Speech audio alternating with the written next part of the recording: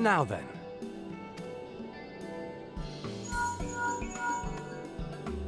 Tis I. The situation may be more complicated than we anticipated.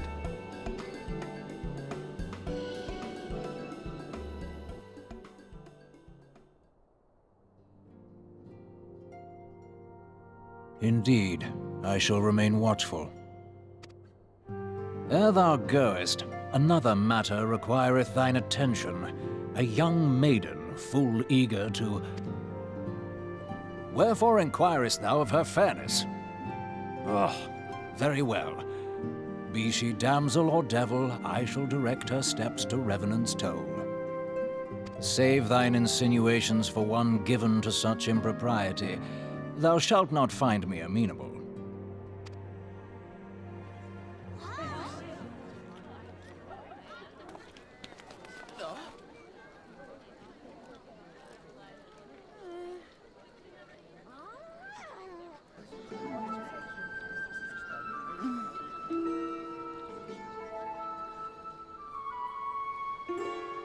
Far across the sea from the land of Doma have we traveled.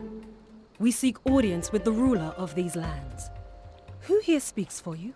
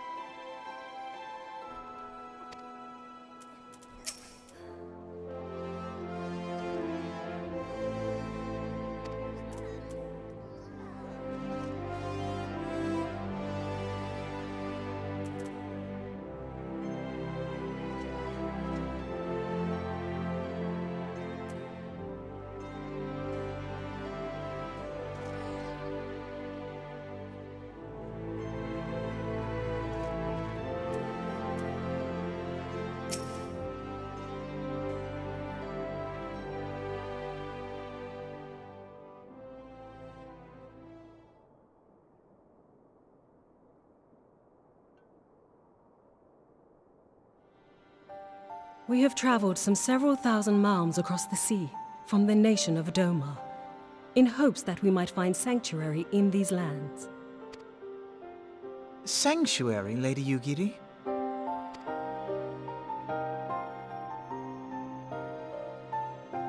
Aye. Lying within Othard, Doma was under the dominion of the Garlean Empire, as I'm sure you are aware. When the War of Succession broke out in Garlemald, we espied an opportunity to free ourselves from the yoke of imperial oppression and took up arms. Only to be crushed. And so I gathered what few Domans escaped the reckoning and guided them hither to your shores. A war of succession? Then the Emperor... Forgive me. You said that Doma was under Imperial rule, did you not? Doma is gone. Razed to the ground as an example to the other provinces. 12 have mercy. And your people? On a ship anchored in Vesper Bay, flying borrowed colors. Many were complicit in the rebellion, or akin to those who were. They will not come ashore until I send word that it is safe to do so. I sought an audience with your rulers, but was summarily refused. The lords of Ul'dah are not wont to entertain foreign refugees without suitable encouragement. Mayhap I was foolish to expect otherwise, but our supplies run low and we have young ones in urgent need of care. I have seen the tents outside the gates, however. We are not the first to seek asylum, nor will we be the last. Be that as it may, Ul'dah is no friend to Garlemald. Your tale would stir the hearts of many men and women here. The Sultana and the Syndicate will not be so easily swayed, but I shall see that you are granted an opportunity to plead your case. This is within your power? Well, far be it from me to boast, but I do have the ear of certain influential individuals. I am in your debt.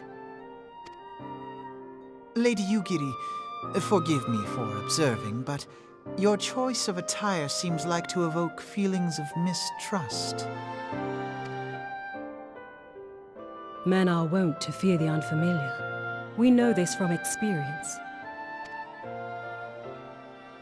We seek only to spare the people of Ul'dah unnecessary disquiet. I shall defer to your experience, then. I thank you for your understanding. It seems I have urgent business with the Flame General.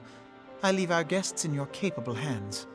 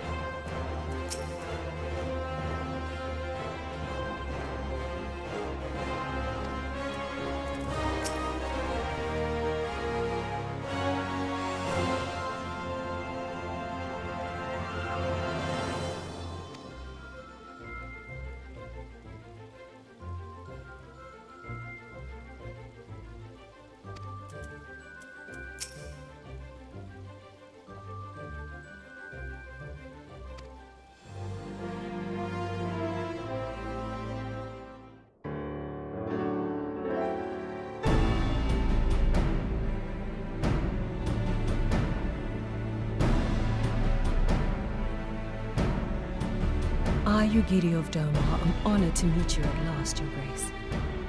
To mark this auspicious occasion, I should like to present to you the finest treasures our humble nation has to offer. Alas, the circumstances which have brought me here today have divested me of both time and dignity. I come before you as a pauper in direst need of aid, to request that you grant my people asylum. I, Nanamo, 17th in the line of Ul, welcome you to our city. Be at ease, Lady Yugiri. Although I myself have heard the tale of your misfortune, I would ask that you recount it once more for the benefit of the others here present. As you wish, Your Grace. For many years, my nation, Doma, suffered under the yoke of imperial rule, and my people yearned to be free. Thus, when a war of succession broke out in Garlean, we sought to take advantage of the chaos and reclaim our liberty. Alas, our enemy proved less preoccupied than we had hoped, and our rebellion was put down in the most brutal fashion. Those who survived, how many do they number? More than 200 souls huddle within the cramped confines of our own galleon's hold. Yet this figure accounts for but one of a number of ships which escaped the purge. It is my hope that you will allow us all to dwell within your walls. Should that prove unfeasible, however, I humbly ask that you accept as many of my people as your resources allow. Pray understand, we do not beg a boon, but propose instead an arrangement. We would serve as soldiers or tradesmen until our debt is repaid. What are the Syndicate's opinions on this matter? I, for one, think it's a marvelous idea. Lady Yugiri and her people strike me as an industrious lot, and there are parts of the city which have yet to be fully restored. If they are willing to work, I see no reason not to let them. The head of the Mirage Trust is not known for his generosity. He sees profit in this. I agree. That said, these are foreign refugees.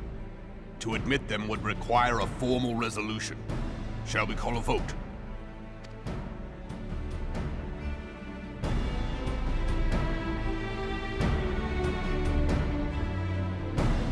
The law is the law. Lord Lolorito? Tell me, are you blind or willfully ignorant? Even now, our streets are choked with the displaced victims of the Calamity and Alamigan refugees. They live hand to mouth, subsisting on aid provided by the immortal flames, the cost of which grows ever higher. The wealth of Ul'dah is not without limits, my friends. And need I remind you that these refugees are prone to violence and criminal activity? You have all read the reports, I think. Without homes or employment, it is only a matter of time before men grow desperate and take that which they imagine has been unjustly denied them. Yet, knowing this, you would have us swell their ranks. Mayhap you think the brass blades and the flames are not hard-pressed enough? Some say the chairman of the East Aldenard Trading Company passes Gil thrice daily. This may explain how he came to be the wealthiest man in Ul'dah. Or it may simply be that he's ruthless beyond reckoning. Surely the Sultanate can support the few hundred domans Lady Yugiri represents. That our resources have been taxed, I do not deny. But we are hardly in danger of financial collapse. I move that an exception be made. An exception, Your Grace?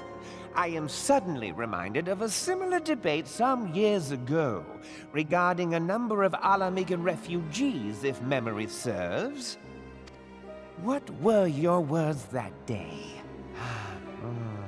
Ah, yes. The law is the law, and so our visitors remained in Little Alamigo. Mayhap our wise and benevolent Sultana would be so good as to enlighten us as to which other of our laws should not be upheld. Mind your tongue, Lolorito. My lord, I share your concern for the welfare of our great nation, but we must endeavor to take a longer view. You know as well as I that people can be a resource still more precious than gil. Precious or not, they were never yet so reliable. And unlike those who frequent your establishment, I have no desire to gamble with my future. Uldar's greatest asset is, and has ever been, her material wealth. We risk this at our peril. One need only look to Teleji Adeleji's example for evidence of the danger in allowing sentiment to dictate policy. How far the vaunted Mirage have fallen, both in repute and profitability, since he began employing refugees. How I choose to conduct my affairs is not your concern, my lord. A proposal has been tabled. Given its urgency, I move we forego further debate and call a vote. To accept the Doman refugees or not. Those in favor, I bid you remain. Those opposed, I bid you leave.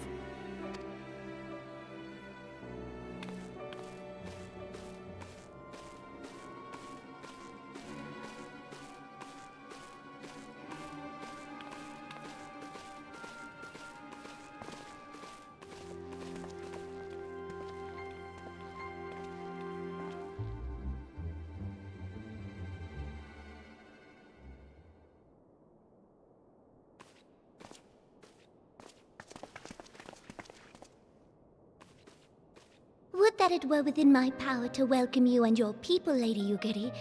As you have observed, however, my authority in such matters is regrettably limited.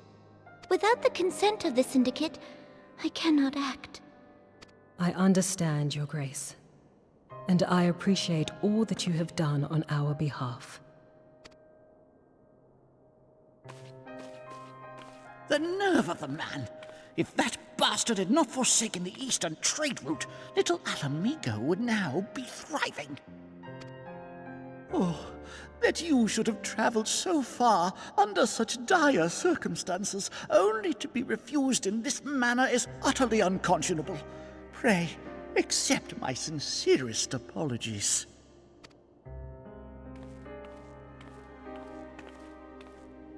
Now that the Empire no longer poses an immediate threat, they see little reason to maintain the pretense of unity.